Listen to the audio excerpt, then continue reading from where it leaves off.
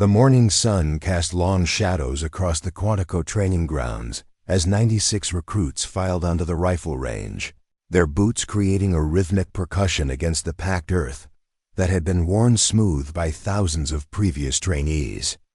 The air carried the familiar sense of gun oil, fresh coffee from the commissary, and the nervous sweat of men and women who understood that their performance over the next 8 weeks would determine whether they earned the right to wear the badge they'd dreamed of since childhood. Before we jump back in, tell us where you're tuning in from, and if the story touches you, make sure you're subscribed because tomorrow I've saved something extra special for you. Jessica Palmer took her assigned position at firing lane 47. The second to last spot on the far right side of the range where the morning shadows lingered longest and the backdrop of Virginia. Pine trees created a natural sound barrier that muffled conversations from the main training area. Her placement wasn't accidental. The FBI Academy's instructors positioned recruits based on preliminary assessments that took into account everything from physical fitness, scores to psychological evaluations completed during the application. Process. Lane 47 was where they put the question marks. Recruits whose files contained elements that didn't fit standard patterns, whose backgrounds included experiences that were difficult to categorize using the Academy's normal evaluation criteria. Jessica's file contained more question marks than most. Her application listed her previous occupation as wildlife photographer, a profession that explained her comfort with long periods of solitude and her apparent familiarity with outdoor environments, but didn't account for certain skills that had emerged during her preliminary physical assessments. Skills that suggested training that extended beyond what civilian photographers typically acquired during their professional development. The other recruits in her immediate vicinity represented the Academy's standard intake demographics: college graduates with degrees in criminal justice, former military personnel transitioning to federal law enforcement, state and local police officers seeking advancement to federal positions. They carried themselves with the confident posture of people whose previous achievements had prepared them for the challenges they expected to face during their training. Jessica appeared unremarkable among them. Average height, athletic build that suggested regular fitness routines, but nothing exceptional. Brown hair pulled back in the regulation style that eliminated any distractions during training exercises. Her equipment was standard issue, properly maintained but showing no signs of customization or personal modifications that might indicate specialized knowledge or experience. But her positioning at the firing line revealed subtle differences that would have been apparent to instructors, whose experience included evaluating thousands of recruits for signs of advanced capabilities that weren't documented in official records. Her stance demonstrated familiarity with precision shooting that exceeded what most recruits acquired through basic firearms training, and her handling of the Academy's standard issue rifle suggested muscle memory that came from extensive practice with similar weapon systems. Master Sergeant William Cross emerged from the range control tower with the deliberate pace of someone whose 30-year career had included enough training scenarios to recognize patterns that other instructors might miss. His assignment to the FBI Academy represented the culmination of military service that had taken him through every major conflict of the past 3 decades, where his specialty had been training snipers whose accuracy could mean the difference between mission success and casualties that would dominate news coverage for months. Cross had requested assignment to Quantico specifically because federal law enforcement training provided opportunities to work with recruits whose backgrounds might include military experience that wasn't fully documented in their personnel files. He'd learned to identify former special operations personnel who were transitioning to civilian careers while maintaining operational security about their previous activities. "Listen up," Cross announced, his voice carrying across the range with the authority that came from addressing audiences whose attention was essential for their survival. "Today we begin precision Marksmanship training that will determine whether you possess the fundamental skills required for federal law enforcement. Positions that may require you to engage threats at distances beyond normal patrol scenarios. The recruits adjusted their positions and checked their equipment with the nervous energy of students preparing for examinations that would significantly impact their future career prospects. Most had completed basic firearms training through their previous employment or military service, but FBI precision requirements exceeded what they'd experienced in other contexts.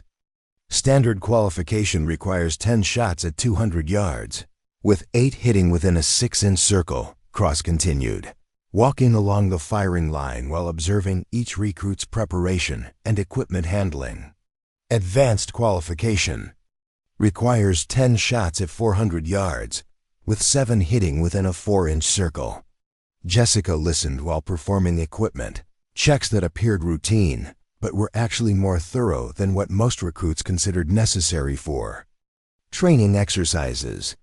Her examination of the rifle's scope included adjustments that suggested familiarity with precision optics that exceeded standard law enforcement training, and her assessment of wind conditions indicated understanding of external ballistics that most shooters acquired through extensive practice rather than classroom instruction. But today, Cross said, stopping directly behind Jessica's position, we'll start with basic familiarization at 100 yards. I want to see what you can do with standard equipment under controlled conditions before we progress to distances that separate competent shooters from exceptional ones. The range fell silent as recruits settled into firing positions and began the sight alignment process that would determine their baseline accuracy scores. Jessica's positioning demonstrated textbook form that instructors expected from recruits with military backgrounds, but her breathing control and trigger management suggested training that exceeded basic marksmanship instruction. Cross positioned himself where he could observe multiple shooters, while maintaining special attention on recruits whose preliminary assessments had indicated potential for advanced capabilities. His experience included training personnel whose accuracy had prevented international incidents and eliminated threats that conventional military responses couldn't address effectively. "Commence firing," Cross commanded, and the range erupted, with the controlled thunder of 96 rifles firing in sequence as recruits attempted to demonstrate capabilities that would determine their progression through the Academy's increasingly demanding training phases. Jessica's first shot struck the target with precision that caught Cross's attention immediately. The impact point indicated accuracy that exceeded what most recruits achieved during their initial range session, suggesting either exceptional natural ability or previous training that wasn't documented in her personnel file. Her second shot grouped within half an inch of the first, demonstrating consistency that required extensive practice to develop. By her fifth shot, Cross had moved closer to observe her technique while other instructors continued evaluating recruits whose performance fell within normal parameters for first-day training exercises. "Where'd you learn to shoot like that?" Cross asked quietly, positioning himself where their conversation wouldn't distract other recruits who were struggling with basic marksmanship challenges that Jessica had clearly mastered long before arriving at Quantico. "My father taught me when I was young," Jessica replied without taking her eyes from the scope. "We spent a lot of time hunting in Montana. He believed that if you were going to take an animal's life, you owed it to them to make it quick and clean." Cross evaluated her explanation while watching her complete her remaining 5 shots with groupings that would have been exceptional for experienced shooters, much less recruits completing their first academy range session. Her stated background explained familiarity with firearms, but not the level of precision she was demonstrating under training conditions that typically degraded performance through stress and unfamiliarity with academy procedures. "Montana hunting doesn't usually produce this kind of precision," Cross observed, noting that Jessica's 10-shot group could be covered by a silver dollar at 100 yards. "Most hunters consider themselves successful if they can hit a dinner plate at that distance." Jessica completed her string of fire and engaged the safety before responding to Cross's implied question about the source of training that exceeded what civilian hunting experiences typically provided. "My father was particular about accuracy," she said, her tone suggesting that further questions about her family's shooting traditions weren't welcome. "He always said that precision was a matter of respect for whatever you were pointing the rifle at." Cross recognized evasion techniques that former military personnel used when their training backgrounds included classified elements that couldn't be discussed in civilian contexts.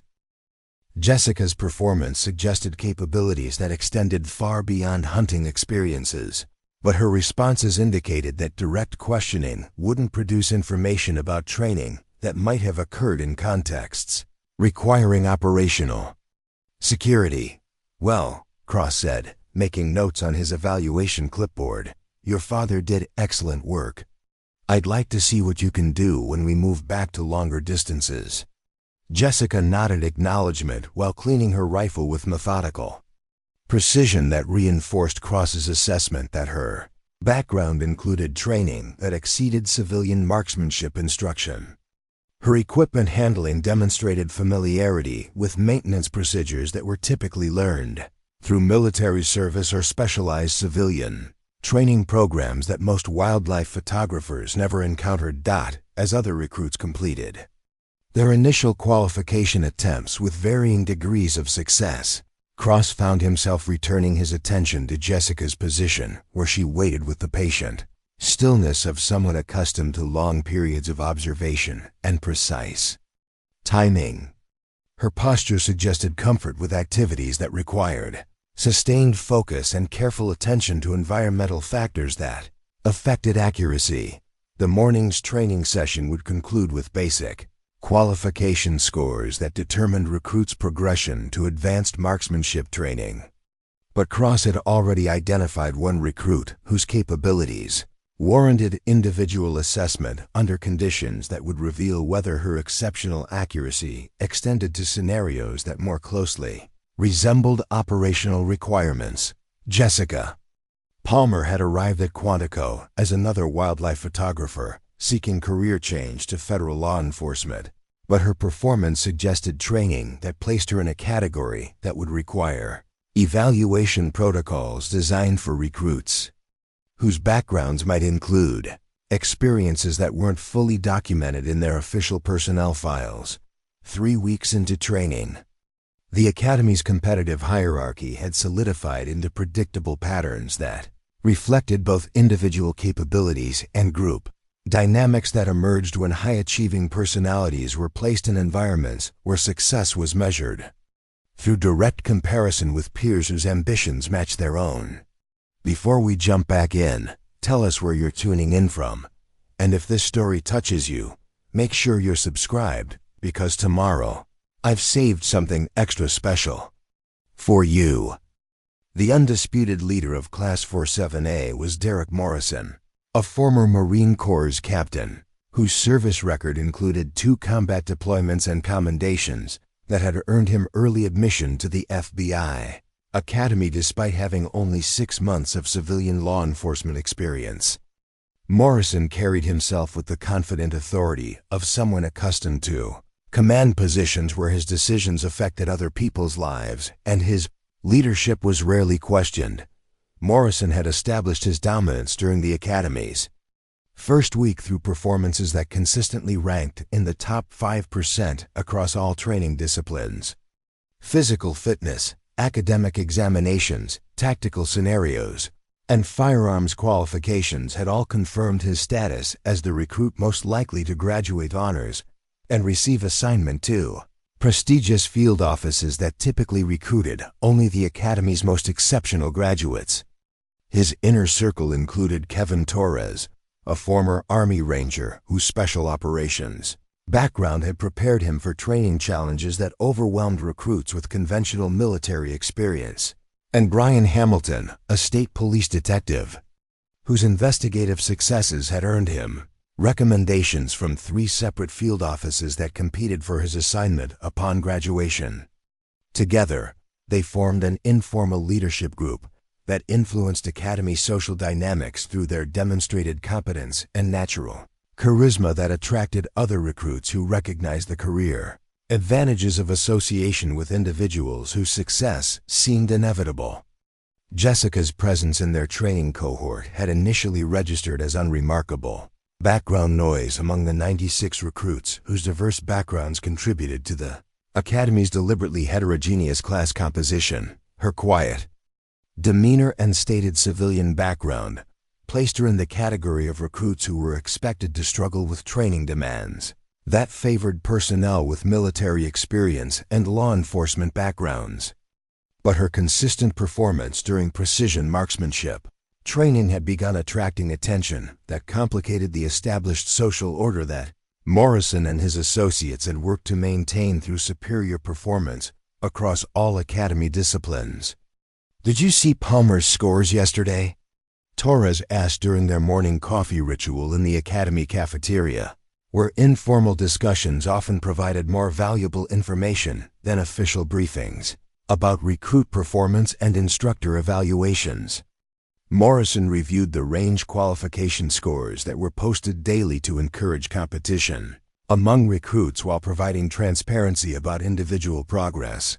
Through increasingly demanding training requirements, Jessica's scores consistently ranked in the top 3 across all marksmanship disciplines, with several sessions where her accuracy had exceeded Morrison's performance despite his Marine Corps marksmanship, instructor certification, and extensive combat experience with precision weapons systems.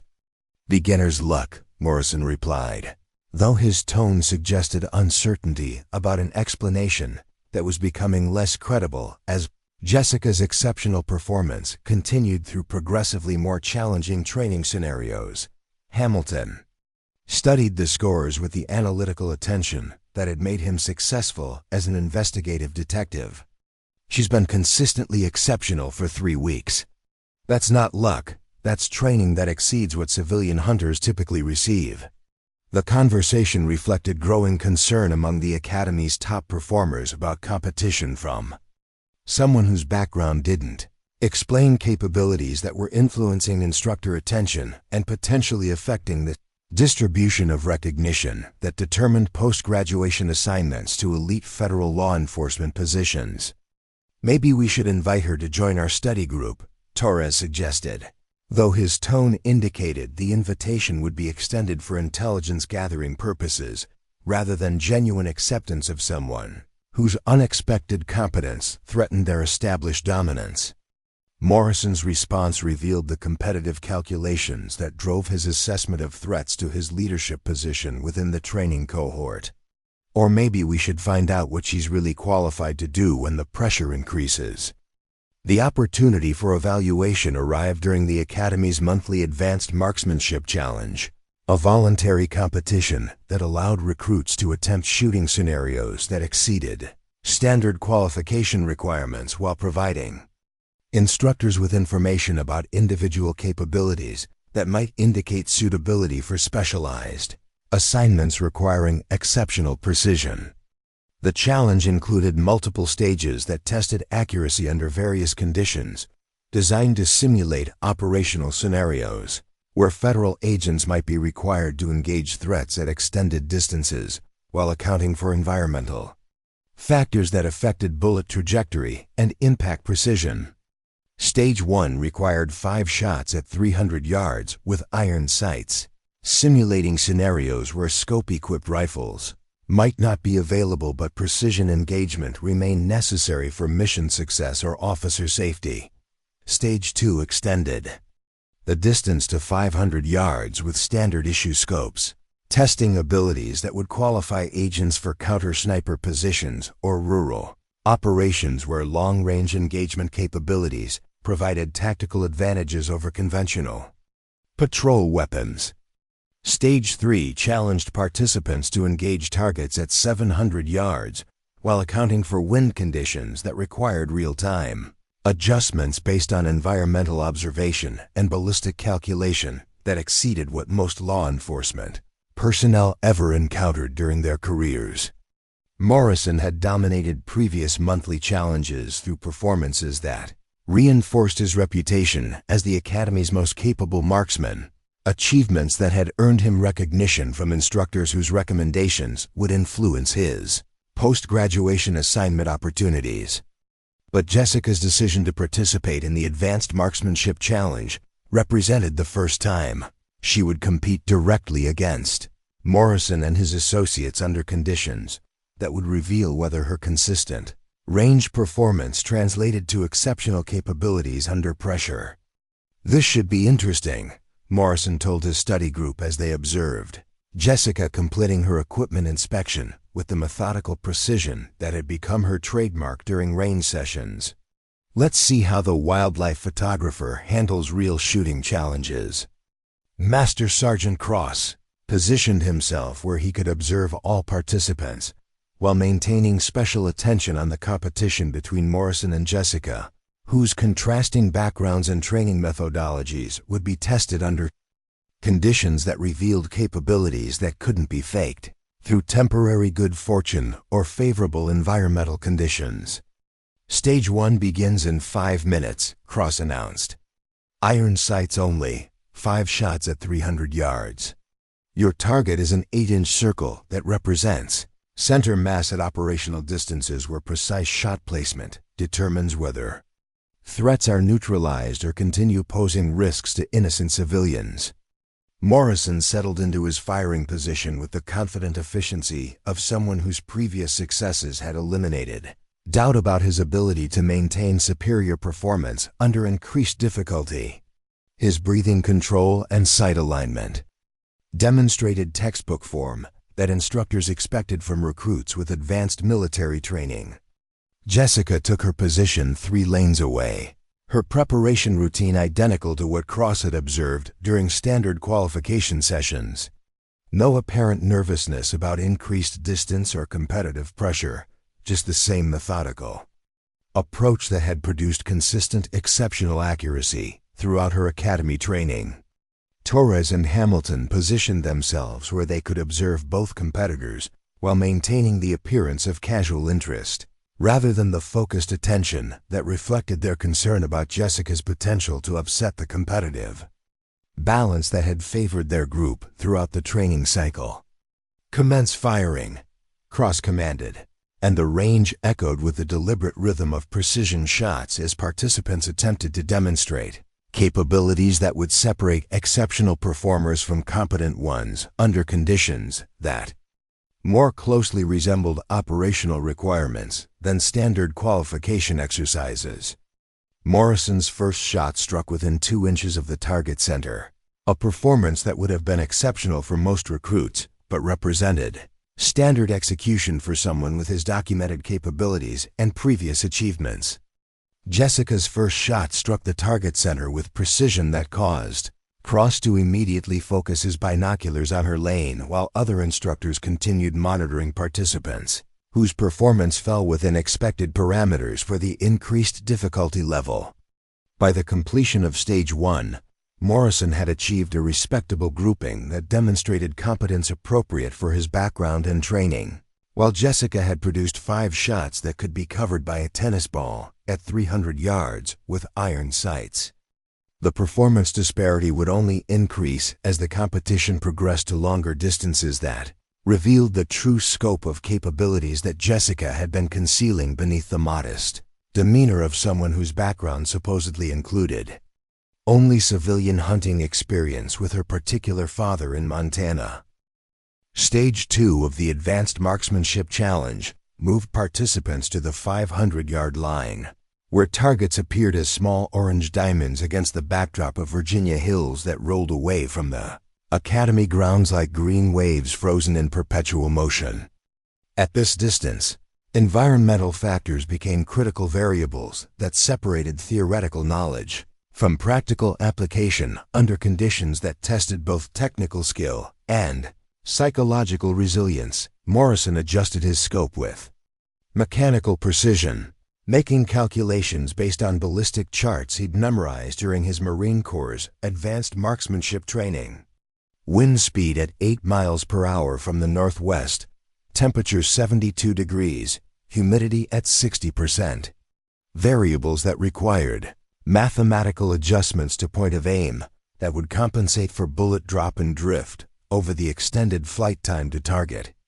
5 shots, 5 minutes, Cross announced, his stopwatch adding time pressure that would reveal whether participants could maintain accuracy while managing the stress of performance evaluation under observation from instructors whose assessments would influence career trajectories for decades. Jessica settled behind her rifle with the same unhurried composure she'd maintained throughout the academy training cycle, giving no indication that 500 yards represented a significant challenge compared to the shorter distances where she'd already demonstrated exceptional capabilities.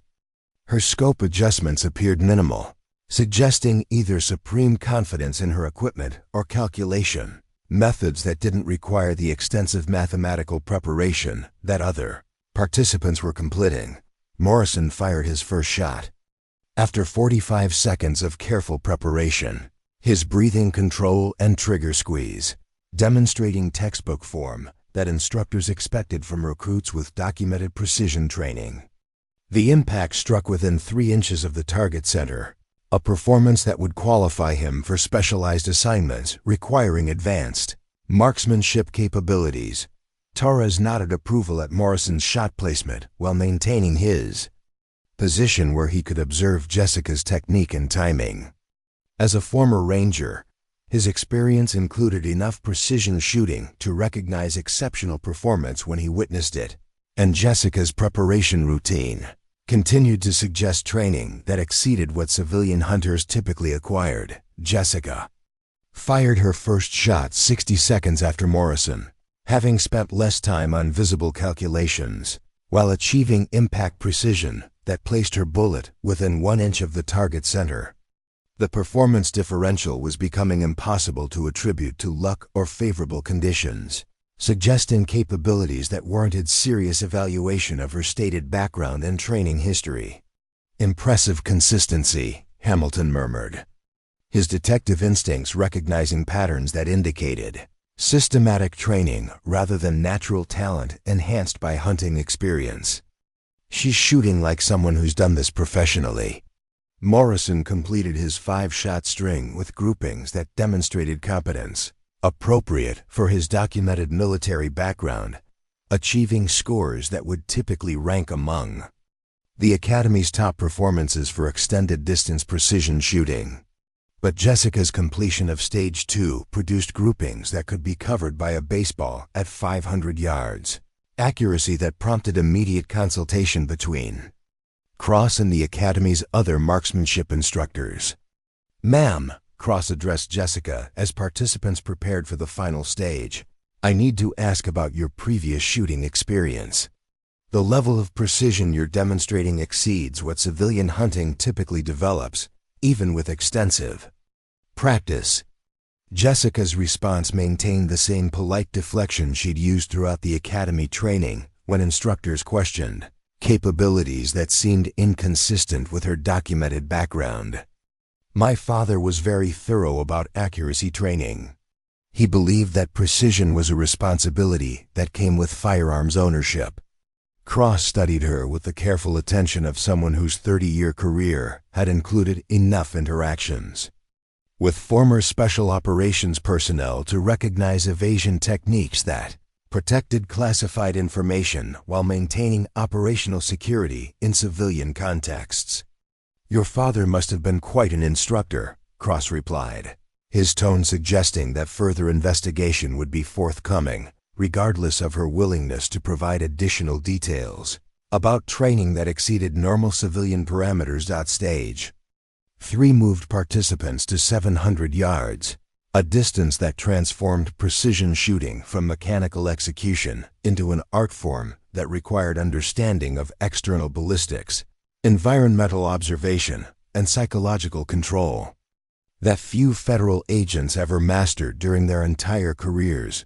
At 700 yards, targets appeared as small dots that disappeared entirely behind scope reticles, requiring participants to estimate target center while accounting for bullet drop that exceeded 6 feet, and wind drift that could move impact points by several inches depending on atmospheric conditions that changed.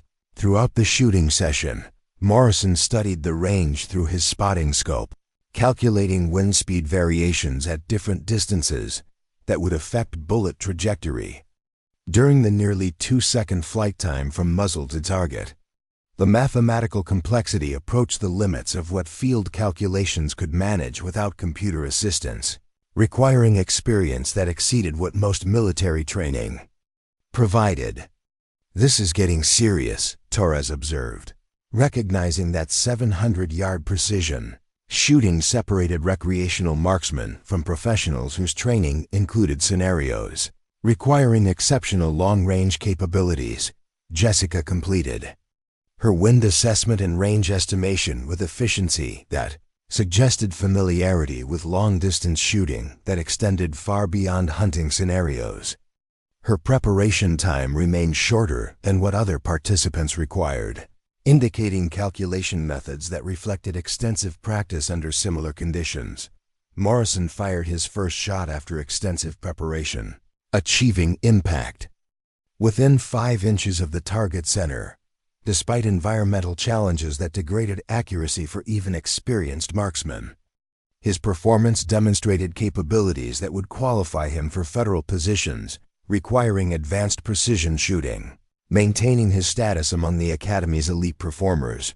But Jessica's first shot at 700 yards struck within 2 inches of target center, accuracy that caused immediate consultation among instructors whose experience included training thousands of federal agents for precision scenarios that might require exceptional marksmanship under operational conditions. "That's not possible," Hamilton said quietly, his detective background recognizing impossibility when he witnessed it. "Nobody shoots that accurately at 700 yards without professional training.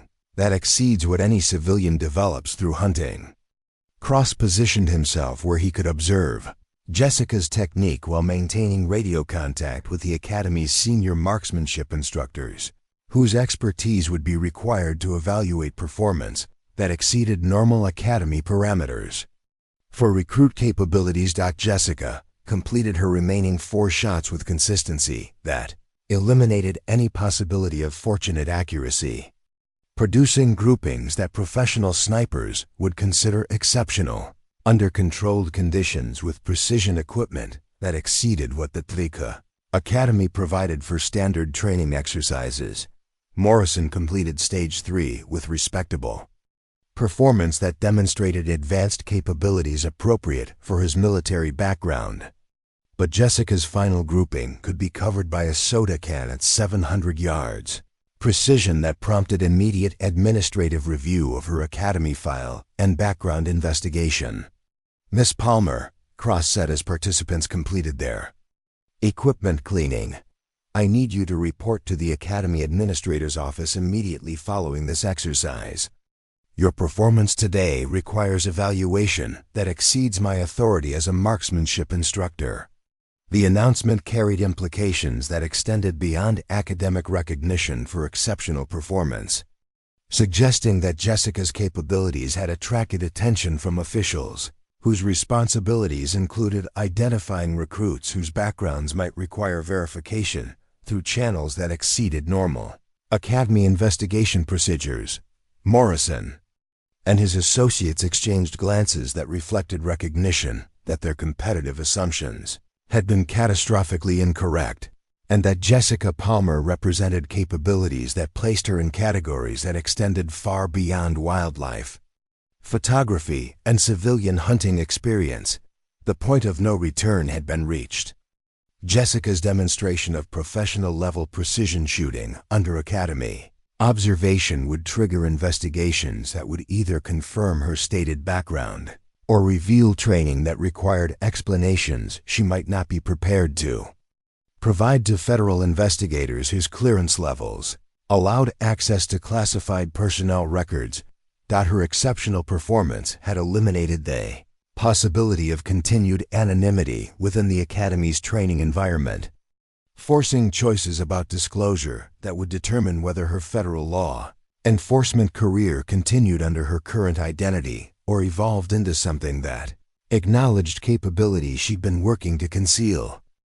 Academy Administrator Robert Hawkins had spent 15 years evaluating federal law enforcement recruits whose backgrounds occasionally contained elements that required verification through channels that exceeded standard hiring investigations.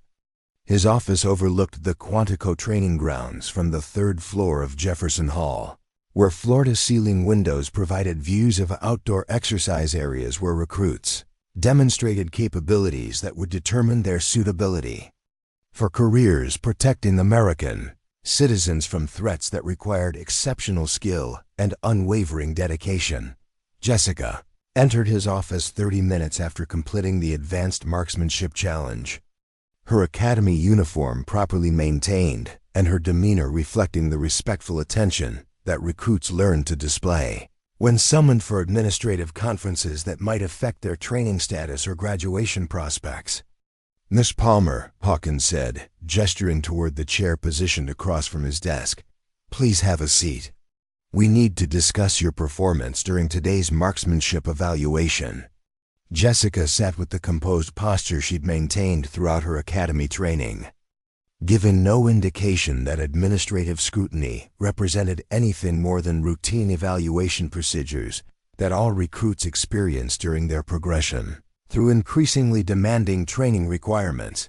Hawkins opened a file that contained Jessica's original academy application, academic transcripts, background investigation reports, and psychological evaluation summaries that had qualified her for admission to federal law enforcement training despite her unconventional civilian background. "Your application lists your previous occupation as wildlife photographer." Hawkins began, reviewing documentation that had been submitted 8 months earlier during the Academy's competitive selection process. "You've provided references from nature magazines, photography clients, and outdoor equipment suppliers who confirm your professional activities over the past 6 years. Jessica nodded acknowledgement, while maintaining the attentive silence that recruits learn to use during administrative conferences where premature responses might complicate situations that required careful navigation through bureaucratic procedures. "However," Hawkins continued, "your performance during precision marksmanship training has prompted questions about experience that exceeds what civilian photography typically provides, even for professionals who specialize in wildlife documentation in remote locations." The conversation was interrupted by a knock on the office door, followed by the entrance of a woman whose credentials and bearing immediately shifted the meeting's significance beyond routine academy administrative procedures. "Miss Palmer," Hawkins said, "this is Deputy Director Catherine Walsh from the FBI's Personnel Security Division.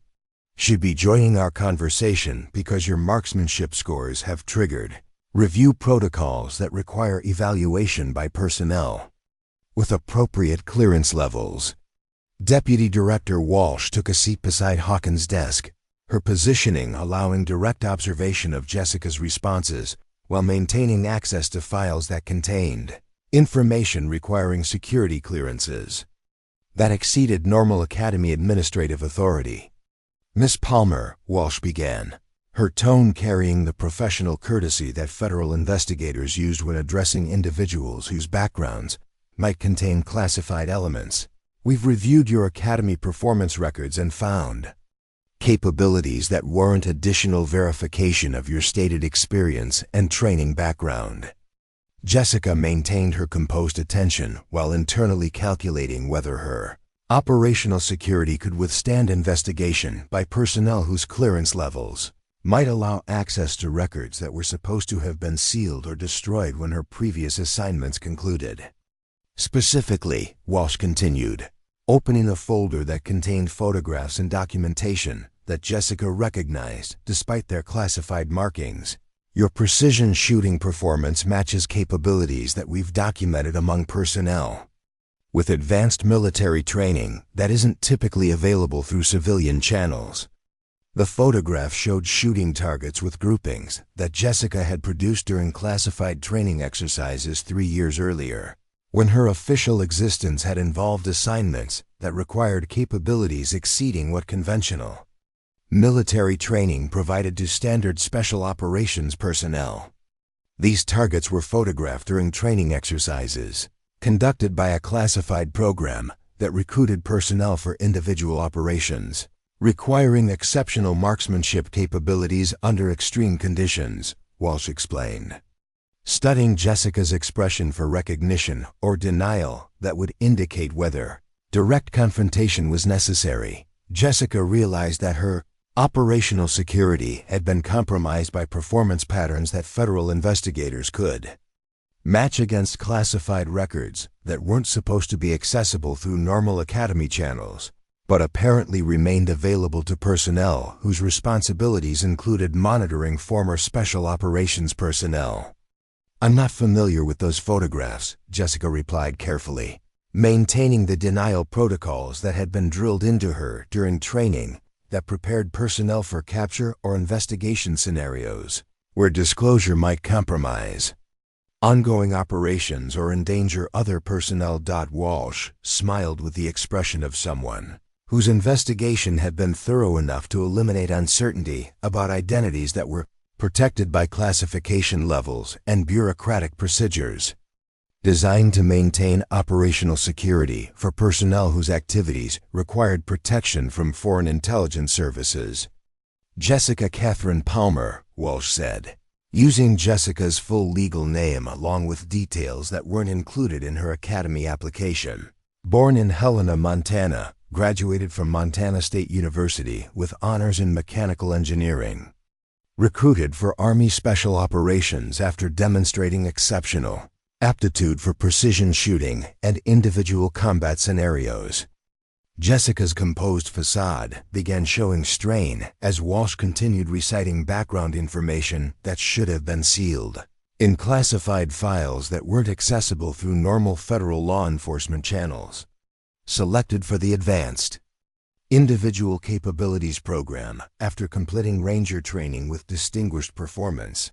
Specialized in long-range precision operations that required functioning independently without backup or official support in locations where conventional military responses weren't tactically feasible.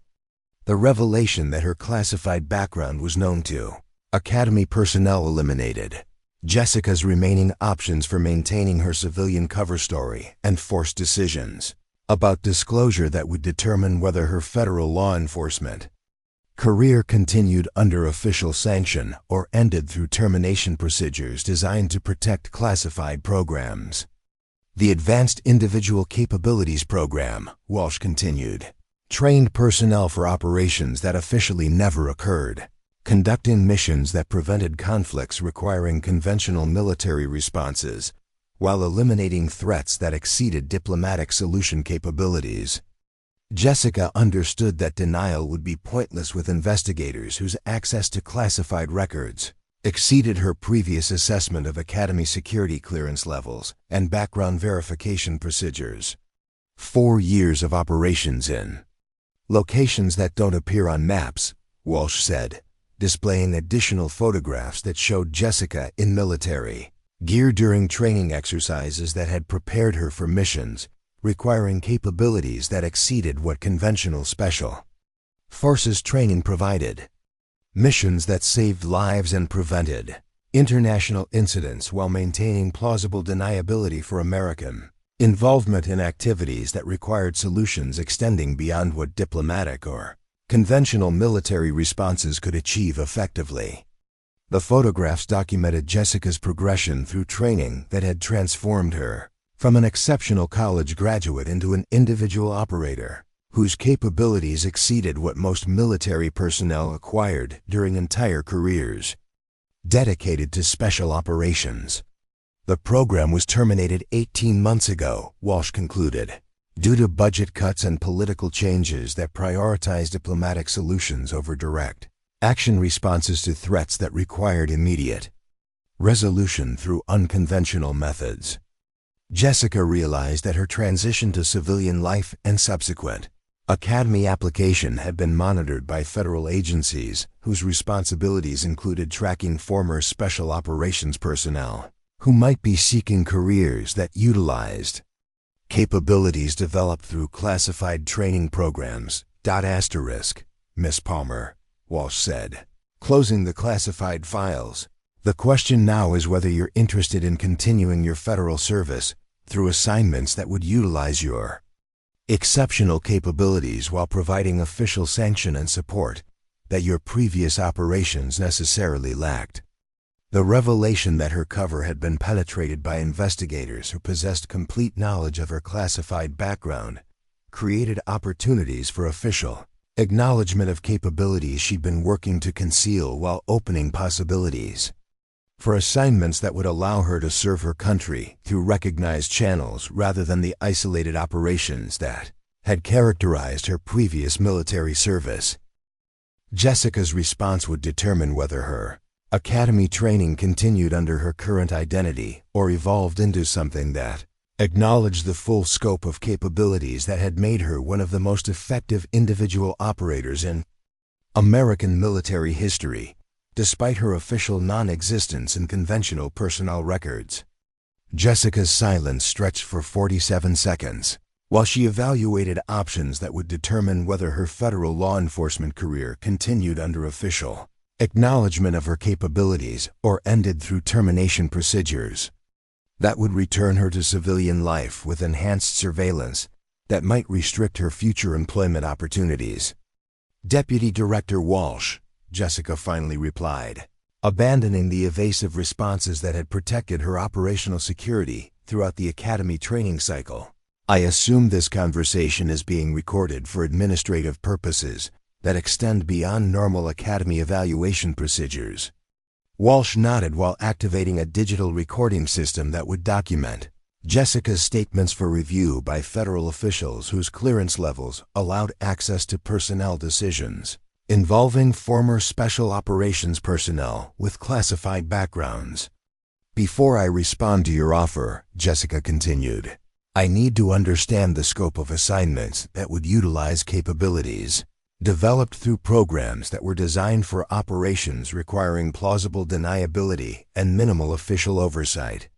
The question revealed Jessica's understanding that her previous military service had involved activities that existed outside normal chains of command and legal frameworks that governed conventional federal law enforcement operations. Walsh exchanged glances with Administrator Hawkins, whose academy authority was clearly exceeded by decisions involving personnel whose backgrounds required evaluation by officials with appropriate security clearances and policy-making responsibility. The FBI has been developing protocols, Walsh explained, for addressing domestic and international threats that exceed conventional law enforcement capabilities while remaining below thresholds that would trigger major military responses or diplomatic interventions. Jessica recognized the operational parameters that Walsh was describing, understanding that federal agencies were seeking solutions to problems that required individual capabilities exceeding what traditional law enforcement training provided, while maintaining legal frameworks that protected constitutional rights and international law compliance.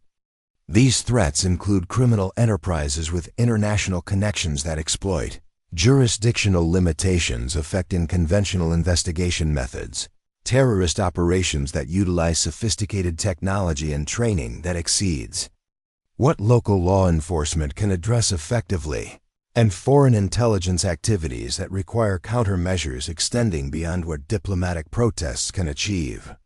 The briefing indicated that Jessica's exceptional capabilities would be applied to problems requiring precision solutions that minimized collateral damage, while achieving tactical objectives that protected American interests through methods that weren't available to conventional federal law enforcement personnel.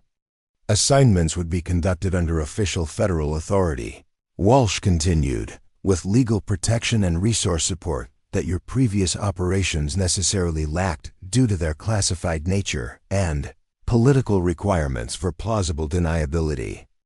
Jessica evaluated the proposal through experience that had taught her to distrust bureaucratic promises about operational support, but also to recognize opportunities that might allow more effective responses to threats that her individual capabilities could address under appropriate circumstances. "What happened to the other personnel from my program?" Jessica asked, recognizing that her former colleagues might have faced similar choices about transitioning their capabilities to official federal service or returning to civilian life with enhanced monitoring. Walsh consulted classified files that contained information about personnel whose backgrounds exceeded what normal academy records documented. 17 former program participants have been integrated into various federal agencies through positions that utilize their specialized training, while providing official sanction for activities that previously operated without acknowledgement. The revelation that other Advanced Individual Capabilities Program veterans had successfully transitioned to official federal service provided precedent for Jessica's situation, while indicating that bureaucratic frameworks existed for accommodating personnel whose capabilities exceeded normal law enforcement parameters. 3 declined federal employment and returned to civilian careers under monitoring protocols that ensure their specialized knowledge doesn't compromise national security through unauthorized disclosure or foreign recruitment. Walsh continued, addressing Jessica's unstated concerns about consequences for rejecting federal employment offers. Jessica understood that her choices were limited to acceptance of official federal service or civilian life under surveillance that would monitor her activities while ensuring that her capabilities weren't utilized by organizations whose interests conflicted with American national security. "The position being offered," Walsh said, opening another classified file, "would involve assignment to the FBI's Critical Incident Response Group, where your precision capabilities would be utilized for situations requiring surgical solutions to threats that conventional tactical teams can't address without significant risk to innocent civilians." The assignment description matched Jessica's assessment of how her capabilities could be most effectively utilized within legal frameworks that protected constitutional rights while addressing threats that required exceptional individual performance under extreme conditions. Counter-sniper operations during high-profile events were foreign or domestic. Threats might attempt assassination or terrorist attacks requiring precision neutralization at extended distances. Walsh detailed, outlining specific scenarios where Jessica's training would provide solutions that conventional federal law enforcement couldn't achieve. Hostage rescue scenarios in urban or rural environments where criminal or terrorist organizations utilize fortified positions that require precision shooting to eliminate threats without endangering innocent victims. Jessica recognized operational parameters that would allow her to utilize capabilities developed through military training, while serving under official authority that provided legal protection and resource support that her previous assignments had necessarily lacked. International operations conducted in cooperation with allied agencies where American personnel with exceptional capabilities are requested to address threats that require surgical precision, unavailable through conventional diplomatic or military responses.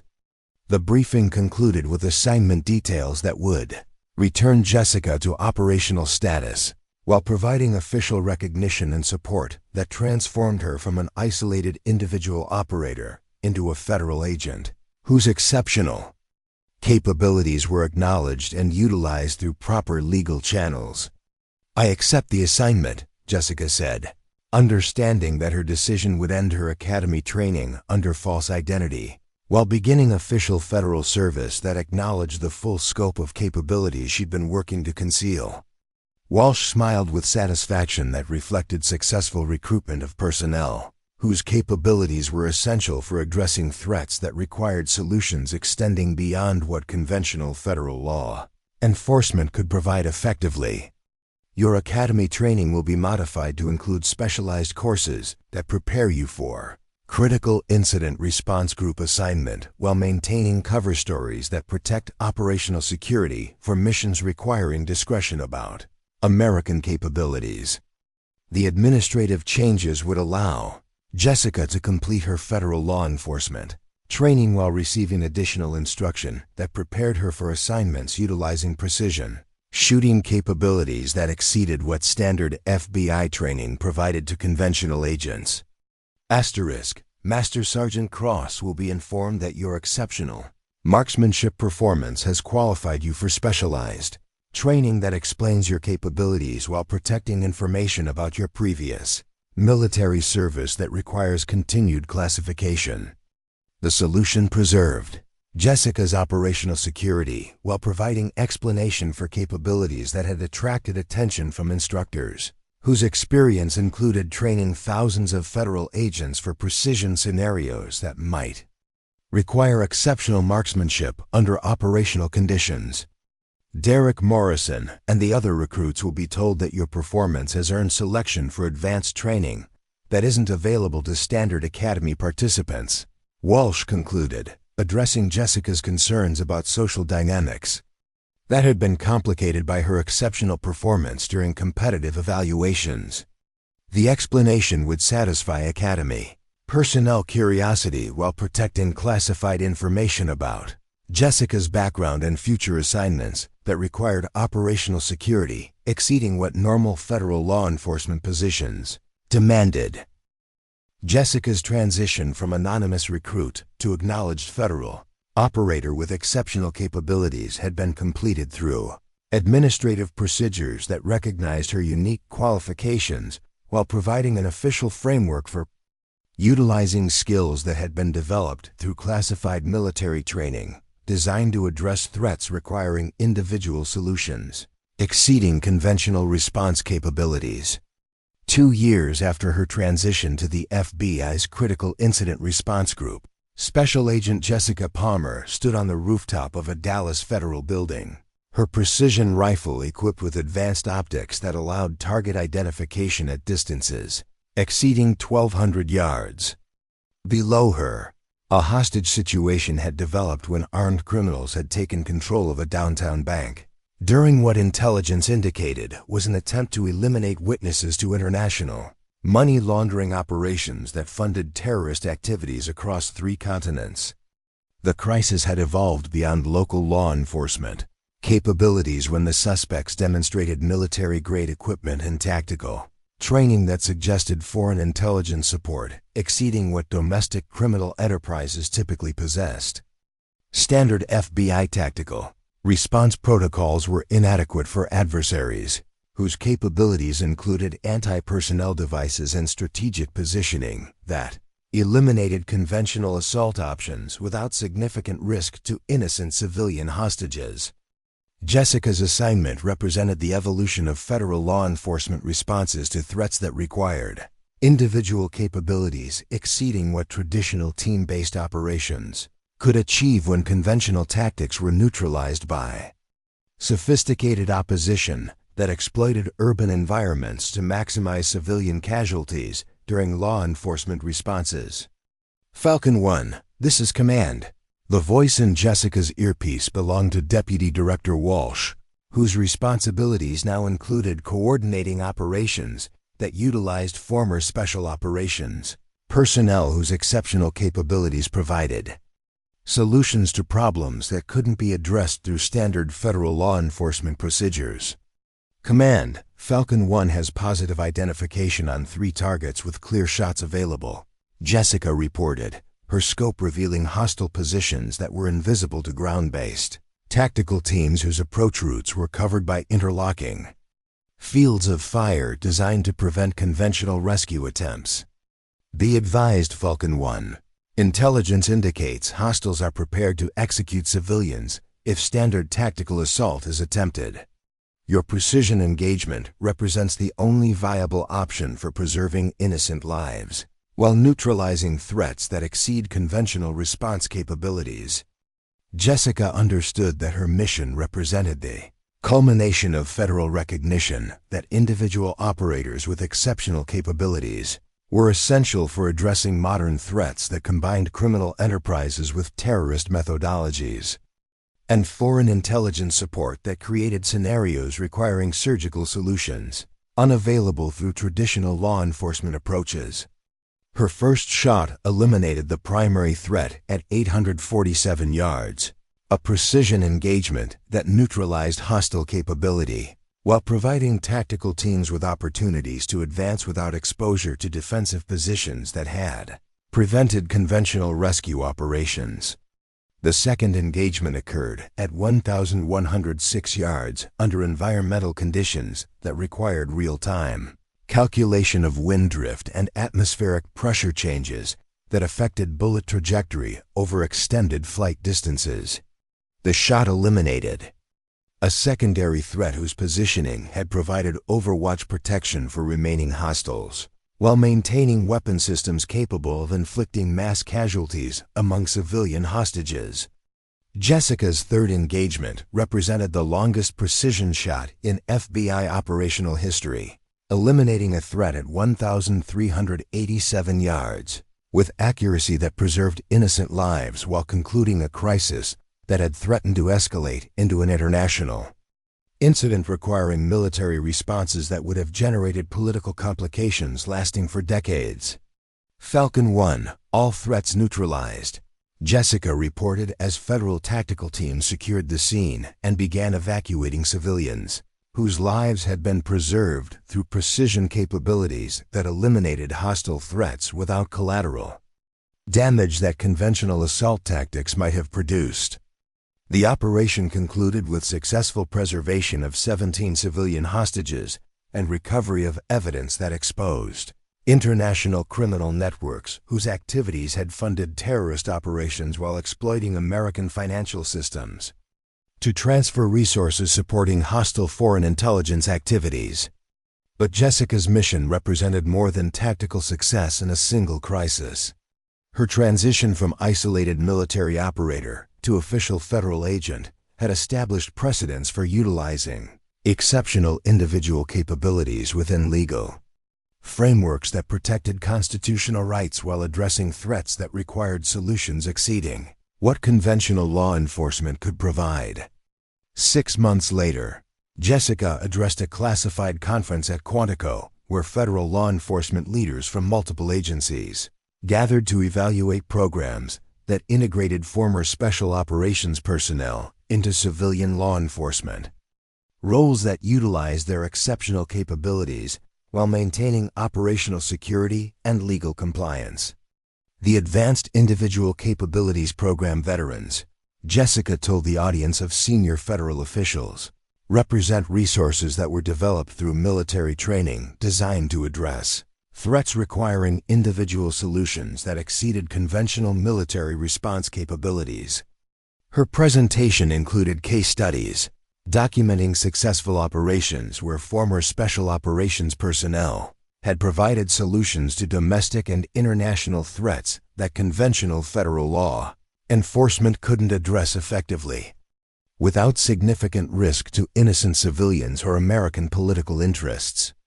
These capabilities, Jessica continued, can be applied to modern threats that exploit gaps between local law enforcement authority and federal response thresholds, creating situations where criminal enterprises operate with impunity while harming innocent Americans through activities that exceed conventional law enforcement capabilities.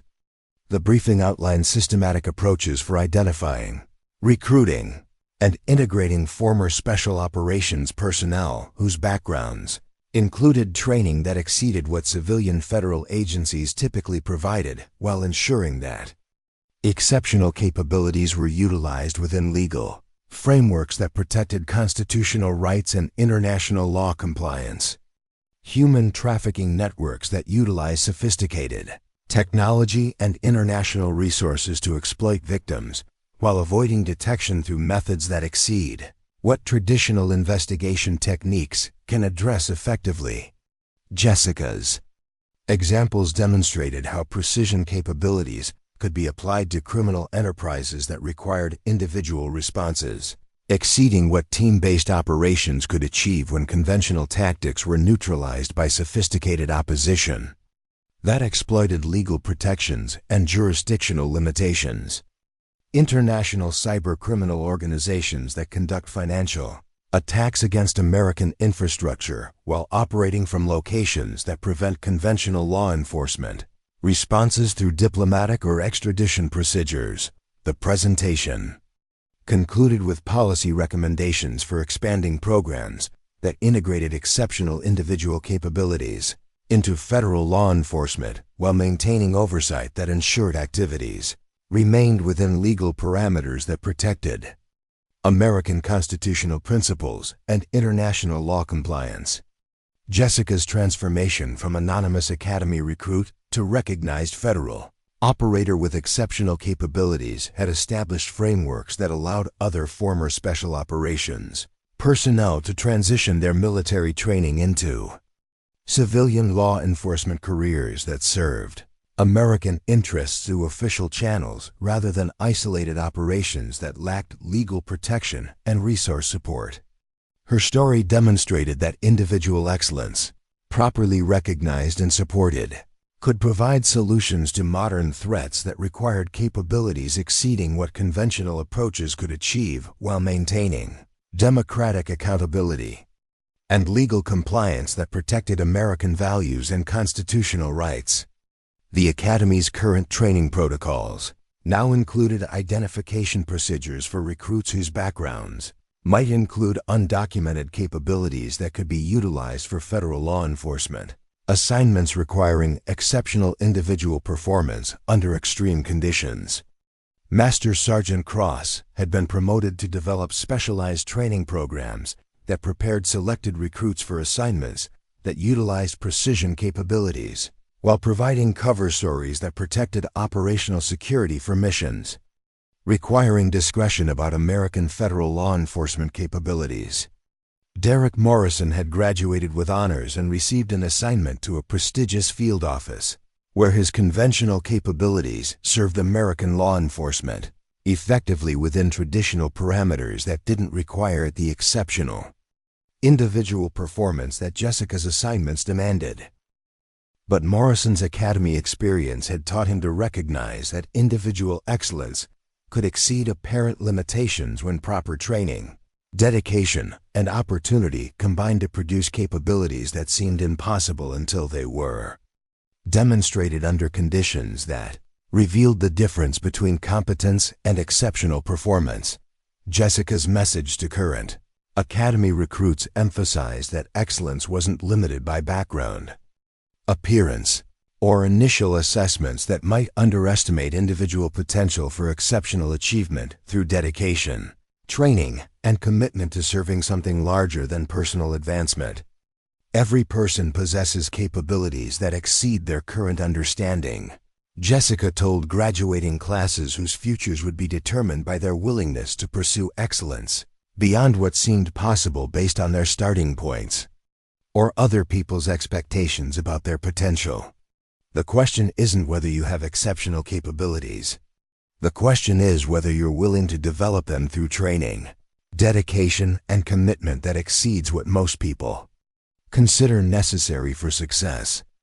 Jessica Palmer had arrived at Quantico as an anonymous wildlife photographer whose apparent limitations concealed capabilities that would transform federal law enforcement responses to modern threats requiring individual excellence beyond what conventional training provided. Her story proved that individual potential, properly developed and recognized, could exceed any limitation that others might assume based on appearance, background, or initial assessment of capabilities that remained hidden until circumstances demanded their revelation.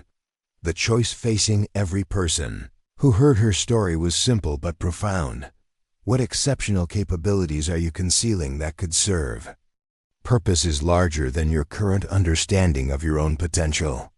Up next, you've got two more standout stories right on your screen. If this one hits the mark, you won't want to pass these up. Just click and check them out.